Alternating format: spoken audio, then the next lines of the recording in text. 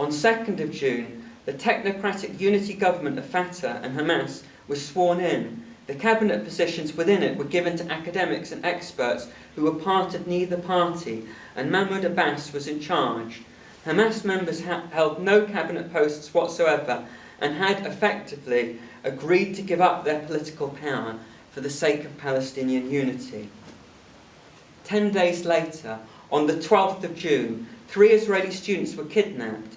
Benjamin Netanyahu immediately announced, "Hamas is responsible, Hamas will pay," an unlikely sounding claim to those of us following events closely who were aware that Hamas had only 10 days previously entered into the unity government with Fatah and would be particularly unlikely to participate in any such endeavour at that time. Hamas's senior leadership in Gaza said that they were not behind the kidnappings, calling Netanyahu's allegations that Hamas masterminded the kidnappings stupid. This was later confirmed by the Israeli police themselves when on 25th of July, Israeli police spokesman Chief Inspector Mickey Rosenfeld informed BBC journalist John Donnison that the 2 men detained for killing the 3 Israeli teens were acting on their own initiative. John Donnison reported this via Twitter, but the BBC didn't run a story on it. On 13th of June, the very next morning, the Israeli police knew that the 3 had been killed because one of them placed an emergency call and there was an open recorded line as they were shot. The police soon found a burned-out Hyundai which contained a pair of tefillin, which are the leather-bound texts that religious Jews strap on for prayer, and DNA evidence that was quickly matched to the boys' parents and 8 bullet holes.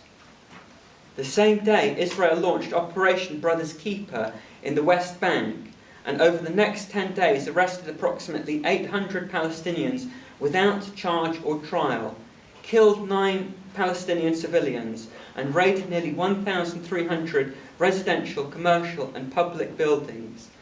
Its military operation targeted Hamas members previously released as part of a prisoner exchange in 2011, rearresting without any grounds at all the people that they could find that they had previously agreed to release as part of the prisoner swap deal at that time. This had all of the hallmarks of an attack on Hamas and not an attempt to locate the missing teens. On 29th of June, the Israeli Air Force commenced airstrikes on Gaza, killing at least 1 person on the first day of the strikes. On 30th of June, the bodies of the 3 teens were found under rocks close to the West Bank city of Hebron. On 1st of July, at the funeral for the 3 killed Israeli teens, Benjamin Netanyahu's statements include vengeful language, speaking of the horrific darkness of those who seek our destruction, despicable kidnappers of children, heinous murderers whose brothers rejoice at the spilling of innocent blood. Even the Jewish Forward, an American pro-Israeli newspaper, expressed sharp objections to Netanyahu's comments, calling them incitement to violence. During the day of the funeral, there were violent protests in East Jerusalem in which Israelis were chanting "Death to Arabs." Palestinians were pulled from cars and beaten, and a 17-year-old Palestinian was abducted and murdered in what appeared to be a revenge attack. On 7th of July, after over a week of Israeli airstrikes, Hamas started firing rockets into Israel. Other militant groups had already started firing rockets on the 30th of June, the second day of Israeli bombardments. These were the first Hamas rockets fired into Israel since Operation Pillar of Defense in November 2012. Although there had been some rockets fired into Israel over 2013, about 5 per month, these were fired by other groups, and the Israeli security establishment had themselves testified to the Israeli government that Hamas were making aggressive efforts to prevent rocket fire from Gaza into Israel and had set up a special anti-rocket police force for that purpose. On 8th of July, Israel launched Operation Protective Edge against Gaza, claiming that they were doing so in response to Hamas rocket fire, which they had obviously provoked by over a week of rocket fire into Gaza. On 11th of July, during a press conference at the Defence Ministry in Tel Aviv, speaking only in Hebrew, Benjamin Netanyahu announced that he would never ever allow a Palestinian state in the West Bank, and that Israel would maintain full military control of all historic Palestine indefinitely. On 17th of July, Israel launched a ground invasion, claiming that it needed to destroy tunnels from Gaza, tunnels that it was perfectly able to simply block up from the Israeli side if it wished, as the Egyptian military had already done with respect to tunnels leading from Gaza into Egypt. Over the next 6 weeks, the Israeli bombardment of the Gaza Strip resulted in the death of over 2,000 Palestinians in Gaza, including over 500 children, and over 12,000 injuries, 4,000 of whom were resulted in permanent life-changing disabilities. They destroyed over 17,200 homes, making over 100,000 people homeless. The bombing destroyed schools, university buildings, hospitals, Gaza's only power station, over 360 factories. The Israelis claimed that these were legitimate military targets for them, but the attacks were viewed by the people of Gaza and much of the watching world as nothing more than a series of terrorist attacks on a defenceless civilian population. On 26th of August, an open-ended ceasefire was announced. Subsequent to the ceasefire agreement of 26th of August, Hamas have stringently observed their side of the ceasefire agreement, but Israel has repeatedly broken its side of the agreement by failing to lift the illegal blockade as required under the ceasefire agreement, continuing to shoot at fishermen fishing off the coast of Gaza, and breaching the border of Gaza in the south, close to Rafah, in what effectively amounted to a further mini-invasion, with tanks and bulldozers for the purpose of destroying farmland. Furthermore, unmanned drones, indistinguishable from those used to bomb Gaza only weeks ago, continue to circle over the skies of the Gaza Strip, causing fear and terror to the people there in what really amounts, to all practical purposes, as psychological torture.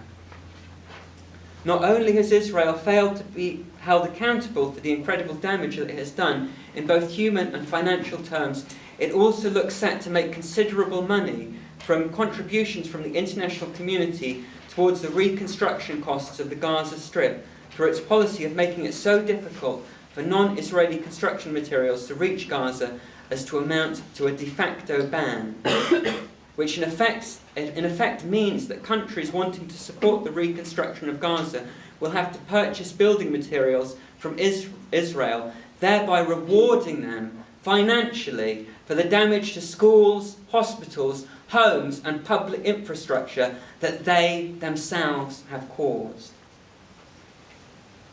On 23rd of July, 3 weeks into the bombings, the United Nations Human Rights Council voted on whether to launch an official investigation of the recent conflict. Of the 47 members, 29 voted yes, and 1, the United States, voted no. There were also 17 abstentions, including, shamefully, the United Kingdom. Nonetheless, on the basis of the 29-to-1 majority, the resolution passed, and the UN will be undertaking an independent international commission of inquiry to investigate, quote, all violations of international human rights law and international humanitarian law in the occupied Palestinian territories, including East Jerusalem, particularly in the occupied Gaza Strip. William Shabazz, a professor of international law at Middlesex University, has been appointed to head the investigation. So, what is the relevance of a United Nations-led investigation of these events, and why is it important? It's important because it provides an opportunity for a neutral and objective third party to establish the truth behind the claims and counterclaims of what really happened and why.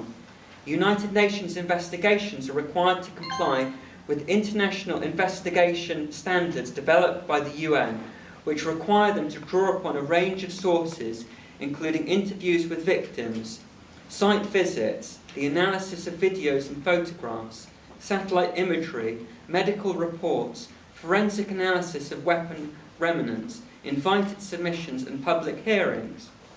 In addition to establishing the factual record of what actually happened, the investigation will also consider whether the various parties, the Israeli army and the Palestinian resistance groups, broke international humanitarian law and international human rights law. International humanitarian law requires that those engaged in armed conflict must seek to protect civilians, and so an analysis of the investigation's findings of what actually happened within the framework of international humanitarian law provides a means, and arguably the only means, of accurately assessing and drawing judgment on the claims and counterclaims of Hamas and the Israeli government.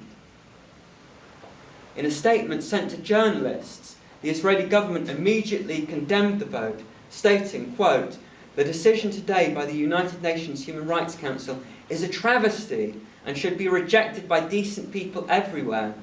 The predictable result will be the libeling of Israel and even greater use of human shields in the future by Hamas." Hamas, on the other hand, welcomed the decision of the United Nations Human Rights Council and urged them to begin the investigation as soon as possible. They also subsequently urged the Palestinian President, Mahmoud Abbas, to sign up to the International Criminal Court, a separate institution, and to allow them to conduct an investigation also, which would be able to consider events dating back as far as mid-2002, when the International Criminal Court opened.